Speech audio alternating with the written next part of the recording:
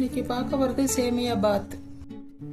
அதுக்கு தேவையான பொருள் சேமியா வறுத்து 200 கிராம் வச்சுருக்கேன். கேரட், வெங்காயம், உப்பு, இஞ்சி பூண்டு பேஸ்ட், பச்சை மிளகா, கொத்தமல்லி தழை, கேப்சிகம் ஒன்று. கொஞ்சம் கடுகு போட்டுக்கிறேங்க. 2 முந்திரி பருப்பு,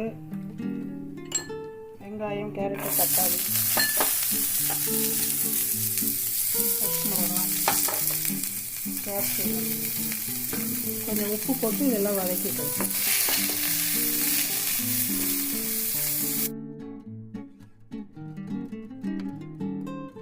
இப்போ நான் 1 டம்ளர் தண்ணி விட்டு இது நல்லா கொதிக்க விட்றாங்க. அது கூட இஞ்சி பூண்டு பேஸ்ட்டு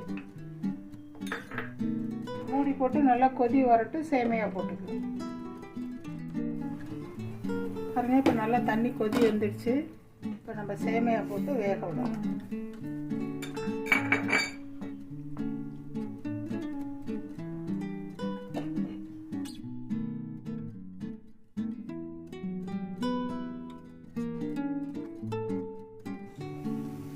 பாருங்க, இப்போ ரெடி ஆகிடுச்சு.